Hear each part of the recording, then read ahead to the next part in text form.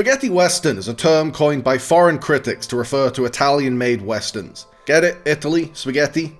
Spaghetti. Spaghetti Western veteran Aldo Sambrell claimed the term was invented by Spanish journalist Alfonso Sanchez. They're also called macaroni westerns in Japan and Italo westerns in Germany. In Italy, they call them Western all'Italiana, or Italian-style westerns. You ever seen an Italian western? Huh?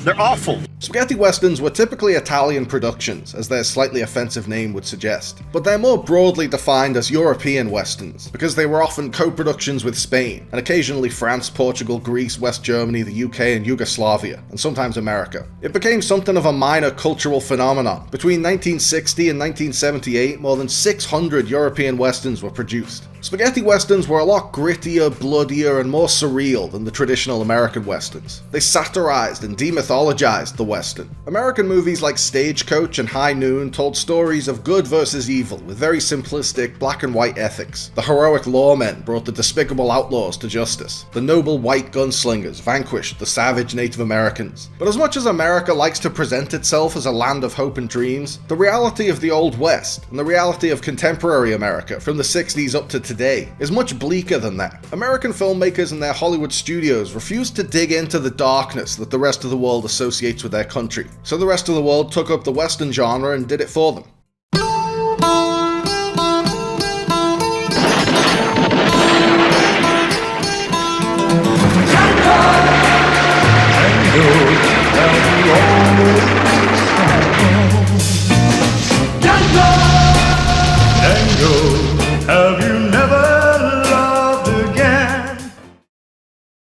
Italian artists' use of the American West as a backdrop for action and drama dates all the way back to Giacomo Puccini's 1910 opera The Girl of the West. In 1961, Michael Carreras' British-Spanish western Savage Guns established Spain as a suitable shooting location for European westerns. In 1963, Italian and Spanish filmmakers teamed up to produce 3 Euro westerns: Gunfight at Red Sands, Gunfight at High Noon, and Implacable 3. But the spaghetti western as we know it today wasn't created until Sergio Leone came along with his seminal 1964 masterpiece A Fistful of Dollars. A Fistful of Dollars is when Italian westerns stopped being a cheap imitation of American westerns and became an art form of their own, a satirical response to American westerns. Fistful of Dollars is an unofficial remake of Akira Kurosawa's iconic samurai film Yojimbo, about a lone hero who wanders into a town held captive by 2 warring gangs and plays the 2 gangs against each other to liberate the townspeople. Leone wasn't just inspired by Yojimbo. A Fistful of Dollars is a shot-for-shot recreation in some sections. It's so close that Yojimbo's production company successfully sued Leone for a chunk of the profits. Kurosawa had been heavily influenced by the westerns of John Ford when he made his classic samurai movies. He brought Ford's simple morality tales of the American West into feudal Japan. When Leone made A Fistful of Dollars, he brought Kurosawa's tale of feudal Japan back to the American West. Clint Eastwood's Man with No Name became the archetypal spaghetti western anti-hero, a lone gunslinger who drifts into town to serve justice. He's cool as ice, calm and collected in the face of imminent danger. He's a man of few words, he lets his pistol do the talking. Eastwood radiates charisma in this role. All he needs is a cold stare to keep you glued to the screen, waiting with bated breath to see what he does next. The Man with No Name became a prototypical protagonist, not just for the spaghetti western, but across all genres. His influence can be seen in Boba Fett, Solid Snake, Jotaro Kujo, Roland Deschain, The Ghoul, and The Mandalorian. A Fistful of Dollars introduced the brutality of Leone's vision of the Wild West right off the bat. The movie opens with a couple of bandits firing their guns at a little boy as he flees in terror. Oklahoma, this ain't.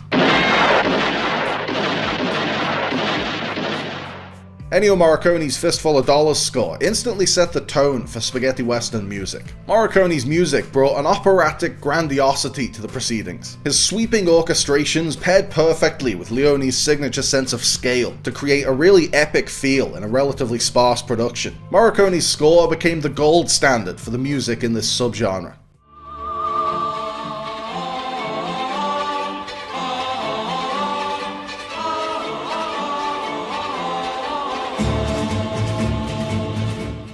A Fistful of Dollars established a lot of the tropes of the spaghetti western, but it wasn't fully solidified as a subgenre of its own until 2 years later when Sergio Corbucci, the other legendary spaghetti western director named Sergio, made Django. Django! Django, have you always been alone? Django follows the same basic Yojimbo story. The hero comes into a town torn between two feuding factions and takes it upon himself to single-handedly end the conflict and free the locals. But it has a lot more distinguishing elements that not only saved Corbucci from litigation, but also helped to define the idiosyncratic perspective of the spaghetti western. We first see Django dragging a coffin on his travels, adding another layer of mystery to the character that gets a great payoff later on. And his motivation for taking on the bad guys is much more personal than the Man with No Name, or even the Ronin in Yojimbo. Django goes after the sadistic Major Jackson because he murdered Django's lover, Mercedes Zaro. The Man with No Name doesn't have any personal attachments, but Django can't rest until he avenges the love of his life. Django is much chattier than the Man with No Name. The Man with No Name might as well be the man with no mouth. He barely has anything to say. But Django will engage in long conversations, he'll speak up if he sees some wrongdoing, and he always has a quippy one-liner up his sleeve. But an even bigger difference is that Django is more sensitive and emotional than the Man with No Name.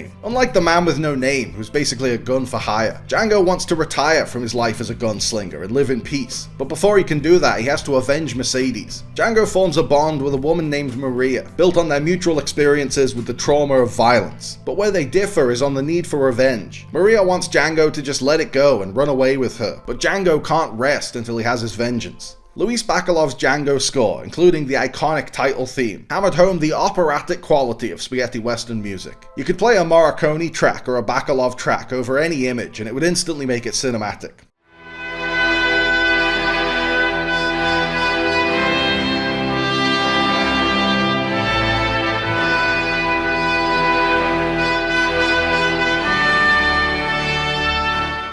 Django is somehow even more violent than A Fistful of Dollars. It's so relentlessly brutal and bloody that it makes Fistful of Dollars look tame by comparison, and Corbucci was heavily criticized for it. There's a scene where Major Jackson cuts off a guy's ear, which may sound familiar because Tarantino homaged it in Reservoir Dogs, but the scene in Django is even more horrifying than the one in Reservoir Dogs, because after cutting the guy's ear off, Jackson feeds it to him and forces him to eat it. This solidified the spaghetti western's much rougher, grislier vision of the American West. Django is also more overtly political than A Fistful of Dollars. It deals with America's racial tensions more directly. Major Jackson is a Confederate. In the fight against slavery, he was on the pro-slavery side, and a lot of his most sickening acts throughout the film are rooted in the real horrors of history. Jackson's use of Mexican peons for target practice is based on white slavers using indigenous Brazilians for target practice as late as the 1950s. Jackson's guys wear red hoods and burn a wooden cross. They're not explicitly stated to be the Ku Klux Klan, but Corbucci is clearly evoking that imagery. Django's radical political imagery established spaghetti westerns as the perfect vehicle for European filmmakers to criticize their jingoistic American peers by using their favorite toys against them. At this point, you might be thinking it was pretty hypocritical for Italian directors to criticize America's racial indiscretions. Don't forget, Italy sided with the Nazis in World War II. But Corbucci was famously a hardcore leftist and didn't shy away from imbuing those views into his films. Django's revenge story builds to a beautifully poetic ending. It's one of my favorite climactic sequences in a movie ever. It brings everything together in the most fucked up way imaginable. Jackson's men have stamped on Django's hands and broken all his fingers, so he's physically unable to hold his own revolver and exact revenge the old-fashioned way. So he uses his teeth to take the trigger guard off his gun and rests the trigger on Mercedes' gravestone. When Jackson shows up, Django uses his broken, bloodied hands to mash the trigger against his dead lover's headstone to fill him full of lead. So in a way, Mercedes helps Django avenge her. As Django uses his broken fingers and his lover's grave to fire his gun, the consequences of Jackson's actions come together to kill him.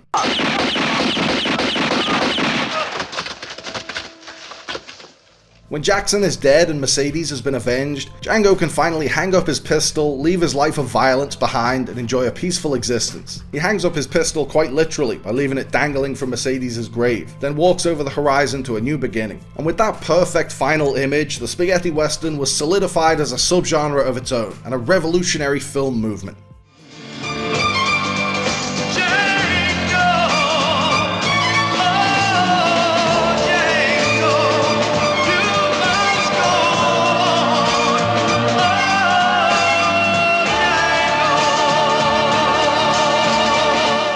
Django and A Fistful of Dollars were so successful and so formative that they both launched franchises that went in completely different directions. Django became the spaghetti western equivalent of James Bond or Batman. Every filmmaker in Italy took a crack at their own Django adventure, and every suitable Italian actor gave their own take on the role. There was only ever one official sequel with Franco Nero reprising his role, Django Strikes Again in 1987, but more than 30 unofficial Django movies were produced with different actors playing the part. Tarantino paid tribute to this tradition when he named his own lovesick spaghetti western hero after Django.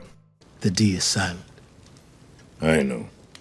Leone was more directly involved in the franchise expansion of his seminal spaghetti western. After A Fistful of Dollars, Leone reunited with Eastwood and Morricone for 2 sequels, For a Few Dollars More and The Good, the Bad and the Ugly, comprising what is now known as the Dollars Trilogy. But it's not a trilogy in the same way as the Godfather Trilogy, or the Matrix Trilogy, or any other trilogy that tells one big story in 3 parts. The only thing that connects the Dollars sequels is Eastwood playing the same character, who has a new alias in each film, and Leone bringing the same gonzo operatic brutality to traditional western stories. They're all standalone westerns with no links to each other's plot. It's not even 100% clear what their true chronological order is, but they're all bona fide masterpieces in their own way. The Dollars Trilogy is one of the greatest trilogies in cinema history. It pulls off a feat that only Toy Story, Lord of the Rings, and arguably the Before trilogy have pulled off. It started out with a perfect movie, then each sequel got bigger and bolder and somehow even better, building to a flawless finale.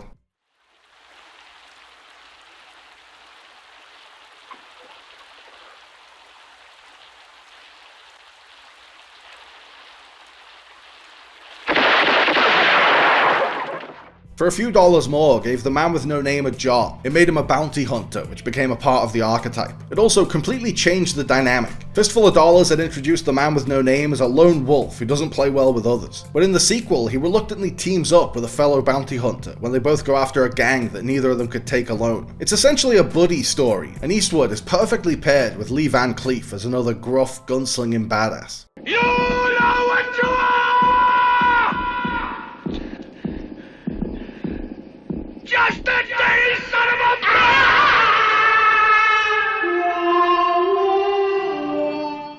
The Good, the Bad and the Ugly is a big bombastic epic set during the Civil War. This time, the man with no name is just one of 3 protagonists, the good opposite the bad and the ugly, who are all racing to be the first to reach a fortune in Confederate gold buried in a grave plot. The Good, the Bad and the Ugly has the widest scope of the trilogy, telling a sprawling, multi-perspective narrative across 3 hours, but it also has the tightest filmmaking. It's interesting to watch Leone evolve as a director over the course of the trilogy. He was a master craftsman and a visionary from the beginning. He had a great eye for framing that could bring a real sense of scale and cinematic ferocity to something as simple as a showdown on a dusty road, just from where he chose to put the camera. But over the course of the trilogy, he refined his style. By the time he got to The Good, the Bad and the Ugly, he had it down to a fine art. He juxtaposed wide shots with extreme close-ups to create an interesting visual tension. He used sweeping long takes and complicated blocking to give his minimalist filmmaking a maximalist feel and create a kind of pure cinema. Leone's movies had dialogue, but he constructed them like silent films.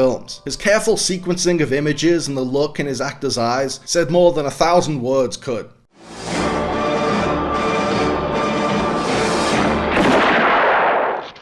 Although they're closely associated with Italy, the majority of spaghetti westerns were shot in Spain, most commonly in the southeastern province of Almeria. A lot of the sets are still there today, being used as tourist attractions. The production process of spaghetti westerns was a mess. They were filmed on low budgets, and they often had multilingual casts who each shot their scenes in their own native tongue and then post-synced their dialogue. But the movies themselves, the stories, the themes, the characters, the visuals, hold up a lot better than most of the professionally produced but stylistically stale American westerns of the 50s and 60s. America, fuck yeah! Come out again to save the motherfucking day, yeah, America, fuck yeah! Spaghetti westerns reflected the ugliness of American history in brutal and uncompromising ways. American westerns often shied away from the darkness of US history and whitewashed the past. They used the Civil War as a plot device, but ignored the horrors that started it. They blindly depicted native people as violent savages who gave the white settlers no choice but to slaughter them for the greater good. But spaghetti westerns eschewed the bullshit and addressed the horrors of American history head on. In The Hellbenders, Joseph Cotton wants to restart the Confederacy. They think the war is over because Lee surrendered. They weren't counting on me or any of us hellbent. The Union may have won the war, but the racism and white supremacy sadly never went away. The Good, the Bad and the Ugly ingeniously mocks the Civil War and the absurdity and futility of war in general. The characters don't take sides. They're only on the battlefield because the gold they want to steal is on the other side of it. That's what it's all about, money. Whether they're defending the cheap labor of slavery or invading Iraq for its lucrative oil supply, American soldiers are almost always fighting for the ruling class to make a quick buck. One of my absolute favorite spaghetti westerns is Corbucci's Navajo Joe.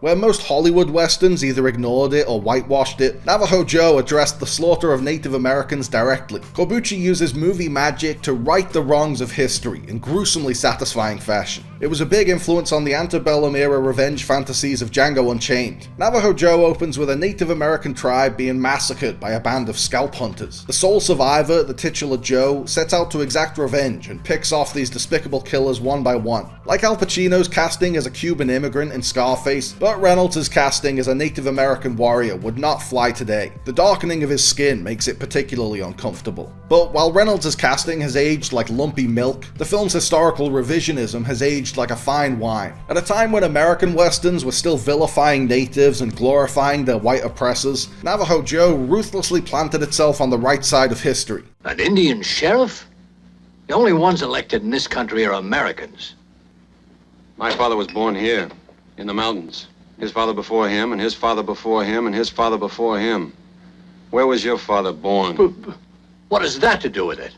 The wave of spaghetti westerns gave Hollywood stars a chance to play drastically against type at a time when Hollywood wanted its movie stars to maintain a very rigid on-screen image. Jack Palance got to play a really campy role in The Mercenary. No American movie would have had Palance gleefully strip naked and give the hero an eyeful.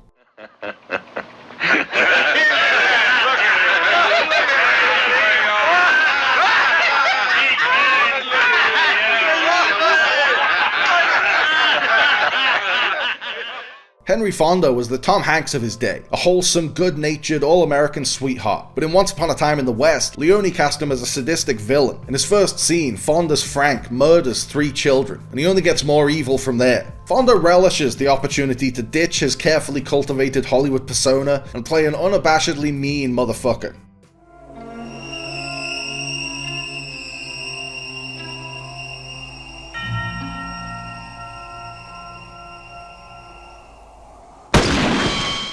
Corbucci's The Great Silence is one of the bleakest movies I've ever seen. Jean-Louis Trintignant stars as a mute gunfighter named Silence, who's called upon to save the town of Snow Hill, Utah. When the governor changes legislation to label the poor residents of Snow Hill as outlaws, a band of bounty hunters ride in to freely execute everyone in town. The only thing that stands between the defenseless townspeople and the cold-blooded killers who can legally wipe them all out is silence. This movie is a prime example of pathetic fallacy. Not only do the snowy landscapes photographed beautifully, the harsh wintry surroundings go hand in hand with the story's grim themes. Corbucci uses cold, unforgiving environments to highlight his cold, unforgiving characters. The Great Silence is a true subversion of the usual good triumphs over evil formula of American westerns. In a traditional western, the premise of a gunslinger protecting a defenseless town from evil would culminate in an armed standoff, whereby the hero defeats the villains, peace is restored, and he rides off into the sunset. However, The Great Silence is anything but a traditional western. Silence is hopelessly outmatched by the villainous Loco and his gang. When he's invited to the middle of town for a climactic gunfight, he's barely able to stand up because he's been so sadistically brutalized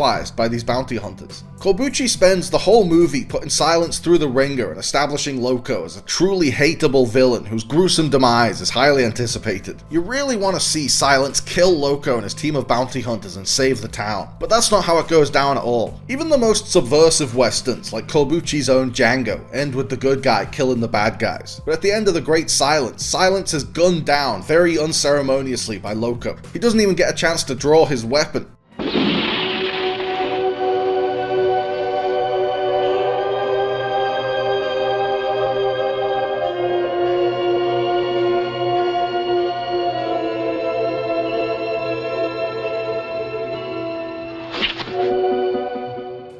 His girlfriend Pauline rushes in to finish the deed, but Loco shoots her too.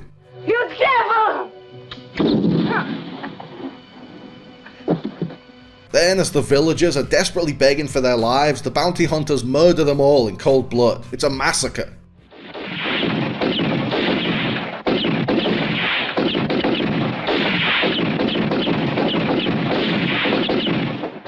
The bad guys ride out of town, leaving a pile of bodies in their wake, and the credits roll. It's one of the grimmest, most unsettling endings of a movie I've ever seen. The first time I saw it, I couldn't believe how unabashedly depressing it was. I was speechless for like a full hour. I was as heartbroken over the death of Silence as I was impressed by Corbucci's balls. This kind of ending can go horribly wrong. It's usually a massive disappointment. If a movie is built up to a hero facing off against a villain, then the villain killing the hero as soon as they show up, before the hero even has a chance to put up a fight, could leave audiences feeling cheated. But Corbucci used this technique masterfully in The Great Silence. The alternate endings requested by the producers exemplify how perfect Corbucci's soul-crushing finale is. There's a happy ending in which Silence saves the day, and an ambiguous ending that suggests Loco has a last-minute change of heart. Both of these endings feel incredibly disingenuous to the bleakness of Corbucci's vision. This material called for a miserable ending to Silence's story, and the fact that Corbucci dared to cross that threshold and wallow in the misery without a single glimmer of hope makes The Great Silence the perfect anti-Western. It deconstructs the Western myth to present a more morally complex and historically accurate portrait of life on the frontier. It wasn't a romantic time, it was a lawless hellscape. There are no gunslinging heroes coming to save you from the bad guys. The bad guys are unchecked, unrestrained, and unstoppable. It's fucking depressing, but that's life.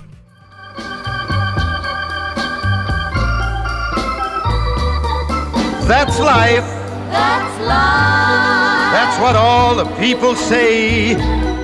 The spaghetti western craze reached its peak in 1968. In 1968, spaghetti westerns made up a third of all Italian film productions, and in 1969 it fell to just 1/10. The dream was over. Leone's 1968 magnum opus Once Upon a Time in the West served as a fitting swan song for the spaghetti western. Frankly, it could have been a suitable swan song for the western altogether. It certainly was for the genre's golden age.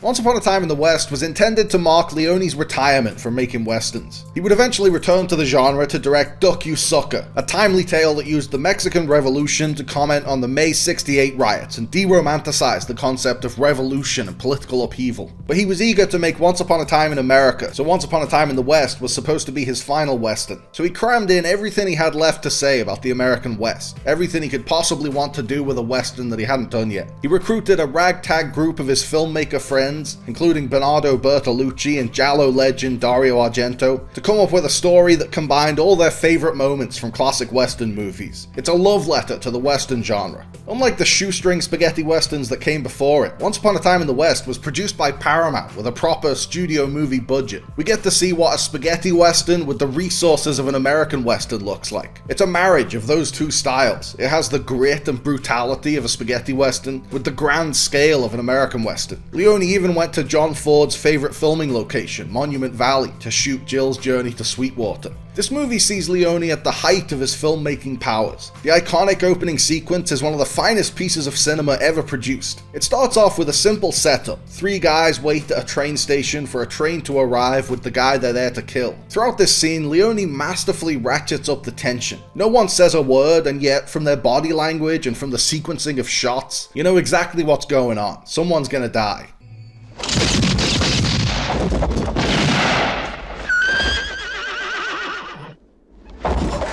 After that nail-biting opener, the movie that follows is somberly paced, defined by slow, quiet scenes occasionally broken up by quick bursts of violence. Leone is more interested in the build-up to violence and the aftermath and consequences of violence than the violence itself. Once Upon a Time in the West has much more of a sobering sense of realism than the average spaghetti western, which made it the perfect coda for the age of the spaghetti western. Leone deconstructed the deconstruction.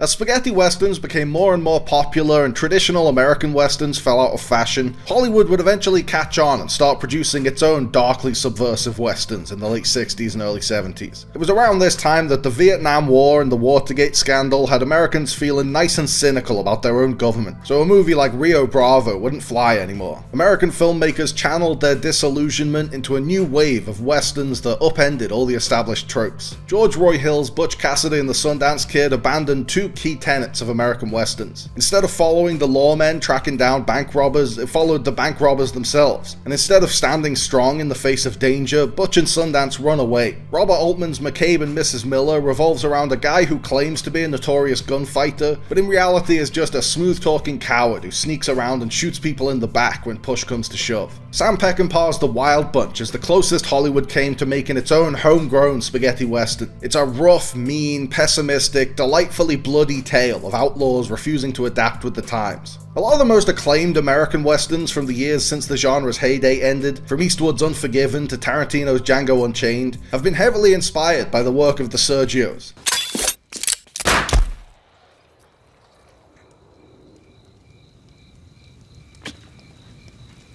What began as Italian imitations of American westerns became so influential that their style and their themes and their bleak outlook eventually made their way back into American westerns.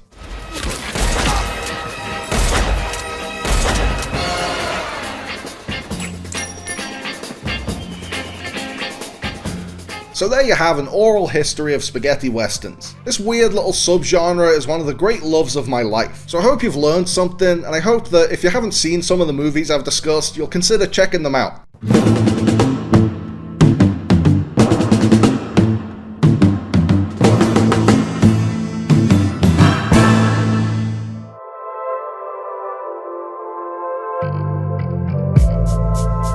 Thanks for watching, guys. I hope you liked the video. Remember to like and subscribe and click on the little bell. And also seize the day and call your mom and be kind to yourself.